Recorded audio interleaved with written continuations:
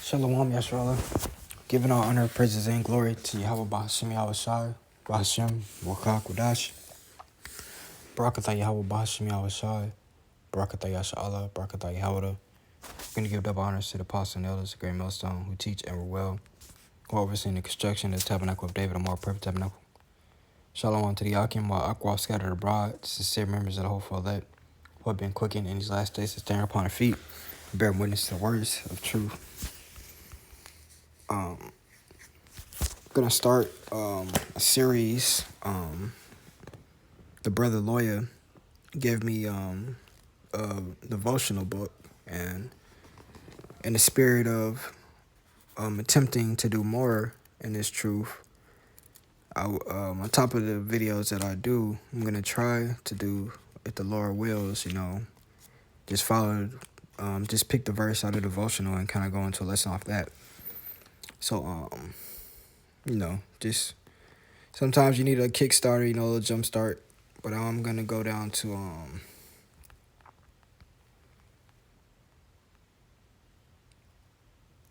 Psalms 139, and we're gonna do 139:19. It says, "Surely thou wilt slay the wicked, O the Most High Power. Depart from me, therefore, ye bloody men, for they speak against thee wickedly, and thine enemies take thy name in vain," man. Now, who is the enemies of the Lord, man? We got what? Psalms 83, a list of nations being with Esau, Edom, and the Amalekites at the head of a confederacy against the Lord. But then you also have 2/3 of the nation Israel, man. Isaiah, the first chapter, around the 26th and 27th verse, I believe. I believe the book of Jeremiah, the second chapter as well, man. So there are let's get that. Let's jump to that real quick. Ephesians, the sixth chapter, I believe. Good. So I can get that explains it perfectly. Ephesians 6 and 10 says, "Finally, my brethren, be strong in the Lord and in the power of his might." Meaning what, man? Have trust in him and his word. Put on the whole armor of the Most High, which is the truth, that ye may be able to stand against the wiles of the devil, man, the trickeries. For we wrestle, meaning what, we don't have, for our fight, man, this fight is not a physical fight, man. It's spiritual, man. For we wrestle not against flesh and blood, but against principalities, a hierarchy of demons, against powers, against the rulers of darkness of this world, man. Meaning what? Of this current wickedness, man. Because the world was created to be righteous, but what, man? A seed of wickedness was planted, man. And a tree, a great big oak tree of wickedness has sprung forth, man. And it says against spiritual wickedness in high places, man. So going back to what the Psalms, the 139th Psalm, and it says, "For they speak against thee wickedly, and thine enemies take thy name in vain." That's what, man. They the upper echelon of the Edomites, which are the wicked elite. The Rockefellers, the Rothschilds, man, the Gettys, the DuPonts, the et ceteras. Then you have 2/3 of the nation of Israel, man. The your celebrities, your the upper echelon Jakes, man. Then you have, man, the heathen, man, the dirty Hamites, the dot head Indians, the Orientals, man. So it says Psalms 139 and 29. It's like Psalms 139 and 21. It says, "Do not I hate them, O Lord, that hate thee," man. And that's the spirit we need to be coming in, man. Because what, man? We are here to serve you. How about Shema Shah, man? Hey, we're soldiers on the spiritual battlefield, man. There's no room for love in a time for war, man. You can't show no mercy to no enemy, man. That's why what, man? When we go into the highways and byways, man, there's no mercy with this word, man. What? Cry aloud, spare not, man. That's no mercy, man. Don't quench the spirit, man. You can't. That's quenching the spirit, man. Trying to stay away from the bitter things and only deal with the sweet. Trying to be politically correct, man. Trying to hold back your tongue, man.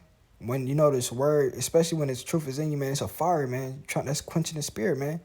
And the scripture tells us explicitly not to do that, man. It says, "Am I not grieved with those that rise up against thee, man?" And that's, hey, man, let's get that, cause that's just our lot, man. Here in Babylon the Great, man, we are perpetually vexed, man, by all this wickedness, man. In Second Peter 2:7, um, 2 Peter 2:4, for if the Most High spare not the angels that sin, the messengers, meaning what, the sons of God, man, but cast them down to hell, meaning what, delivered them into a condition, a hellish condition, and delivered them into chains of darkness, meaning this flesh, to be reserved unto judgment, and spared not the old world, the old way of doing things, meaning what, man, it's gonna go into it, but save Noah, the eighth person. The old world was that time during Noah, man, pre flood, man, pre flood, man, because there was a after the flood, man, there was a mini kainos, man, a mini refreshed earth, man, that was then polluted with wickedness too.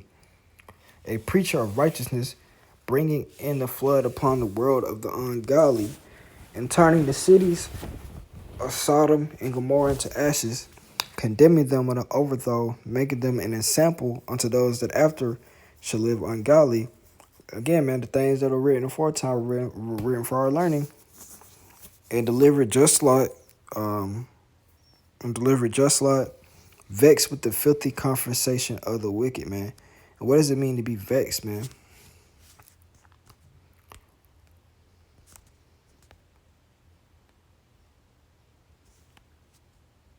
Strong's G 2669, katapaneo, katapaneo. It says to tire down with toil, exhaust with labor, to afflict or oppress with evils, to make trouble for, to treat roughly, man. Hey, man, we are exhausted, man. They shall wear out the saints of the Most High, man. We are vexed, what, with the filthy conversation of the wicked, man. Seeing all the alphabet agenda, man. The commercials, the propaganda, listening to you, Jake, speak. The whole "we shall overcome" spiel. The whole, the whole "let me breathe" thing. It just everything, man. All the folly of this world, man. It vexes us, man. 2 Peter 2:7. And delivered just Lot, vexed with the filthy conversation of the wicked. It says, for that righteous man dwelling among them, and what, in seeing and hearing, man. We have to live amongst these people, man. We have to see you day in, day out, go off, go off more, commit more iniquity, commit more sin, man. And it's vexing, man. Because why, man? We have that spirit inside of us that wants to execute judgment, man. But we can't, man. We have to have control and discipline, man. For that righteous man dwelling among them and seeing and hearing, it says, vex his righteous soul from day to day with unlawful deeds, man. And that's why we're grieved, man. That's why we're grieved, man, because you people are directly opposed to the order of Yahweh Shem Shai, man. And it's just it's the passion inside of us, man. This is a thing of passion for us, man. We love this truth. We love this work, man. We love the fact that we have our identity back. We love the fact that we're more than just you regular Jakes, man. And to see y'all basically cast away and loathe the greatest thing that has ever the greatest gift a man can ever receive, man, is vexing. It says, verse 22, it says, I hate them with perfect hatred. I count them my enemies, man. And that's can be any further that couldn't be any more true, man. If you're not with Yahweh Shem Shai, and hey, I don't really want to have, I can't have too many dealings with you, man. I'm gonna keep you at arm's length, man. And at the end of the day, man, I'm gonna be honest, man. I am praying for your destruction, man, because that's mercy, man. If the sooner Yahweh Shem Shai destroys you, the quicker you'll get right, man. It says, search me, O power, and know my heart. Try me, know my thoughts, and see if there be any wicked way in me, and lead me in the way of everlasting, man. And that's hey, let's get that, man. Psalm 51:10. Start at 1. Psalm 51 and 1. To the chief musician, a psalm of David, when Nathan the prophet came unto him after he had gone into Bathsheba. Have mercy upon me, O power, according to thy loving kindness, according unto the multitude of thy tender mercies, blot out my transgressions. Wash me thoroughly from mine iniquity, and cleanse me from my sin. For I acknowledge my transgressions, and my sin is ever before me. Against thee, thee only have I sinned and done this evil in thy sight, that thou mightest be justified when thou speakest, and clear when thou judgest. Behold, I was shapen in iniquity, and sin did my mother conceive me. Behold, thou desirest truth in the inward parts, and in the hidden part thou shalt make me to know wisdom. Purge me with hyssop, and I shall be clean. Wash me, and I shall be whiter than snow. Make me to hear joy and gladness, that the bones which thou hast broken may rejoice. Hide thy face from my sins, and blot out all my iniquities. It says, create in me a clean heart, O the Most High, and renew a right spirit within me, man. And that's a prayer that I've incorporated into my day when I do pray, man. Because, hey, man, we understand, man, that the filth of this world, man, it'll get on you, man. Sirach the 13th chapter, man. He that touches pitch, man. And just this world is so wicked, and we are so accustomed to going off, man, that it's like we're on autopilot when it comes to going off, man. And even though, like the Apostle Paul says, I do things that I wish not to do, briefly paraphrasing, is he changed the darkness, man. That's why we need, man, Yahushua to come back, man, and Lord willing, allow us to be changed into those new bodies where we won't sin, we won't go off, man.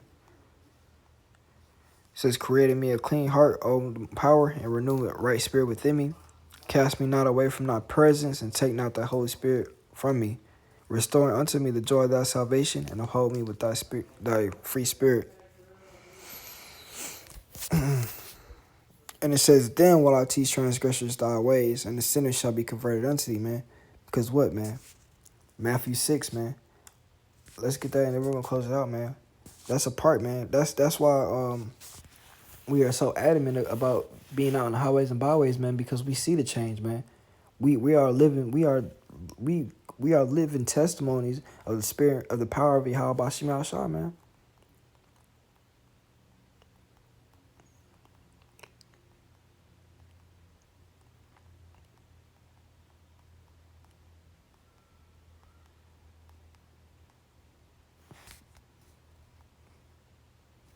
Matthew 7 and 1 says, judge not that ye be not judged. For with what judgment ye judge, ye shall be judged, and with what measurement you meet, it shall be measured to you again. And it says, why beholdest thou the mote that is in thy brother's eye, but considerest not the beam that is in thine own eye? Or how wilt thou say to thy brother, let me pull out the mote out of thine eye, and behold, a beam is in thy own eye, man? Meaning what, man? You can't be telling people, oh, man, you need to get right, before Yahweh Shema Shah destroys this place, and you're still finding your iniquity, man. You can't tell somebody to stop eating pork, and yesterday you had a baconator, man. You can't tell somebody to stop smoking weed, and as soon as you leave, you go fire up a roach, man. Or you go hit a nicotine pen or something like that, man. You're a hypocrite, man. The Lord is not looking for hypocrites, man. He's looking for servants, man. And a servant does the will of his master, man. And Yahweh Shema Shah has made it very clear what he likes and what he dislikes, man. It says, thou hypocrite, first cast out the beam out of thine own eye, and then shalt thou see clearly to cast out the mote of thy brother's eye. Because, man, you got to understand, man, once you're converted, you understand, man. You get a better understanding of these scriptures, man, once the Spirit of the Lord is dealing with you, man. And we know that wisdom is not going to dwell in a body that's subject unto sin, man. So you got to get yourself right first, man. If there's a reason on the airplane they say, put on your oxygen mask first before you go help others, man. And that's what you need to do, man. Get yourself right, man. Work on yourself, man. And then that's when you can tell people, hey, man, you might want to stop doing that. You might want to stop doing this, man. Once they see that change in you. And that's a thing, man. Because a lot of these jakes, man, especially amongst the people, we don't know in the world, they knew what type of people were in the world. And then seeing us not doing those things anymore, it gives us that that credibility to say, hey man, you don't need to do this, man. The Lord doesn't like that, man. Look at me. I was doing those things, and what I don't do anymore because what the Lord doesn't like that. And we're gonna go ahead and close out, man. This has been devotional number 1 for I think this is May 5th. So this is Ecclesiastes 12:13. Let us hear the conclusion of the whole matter. Fear the Most High and keep His commandments, for this is the whole duty, man. For the Most High shall bring every work into judgment, or fair seek a thing, whether it be good or whether it be evil. With that being said, holla, y'all.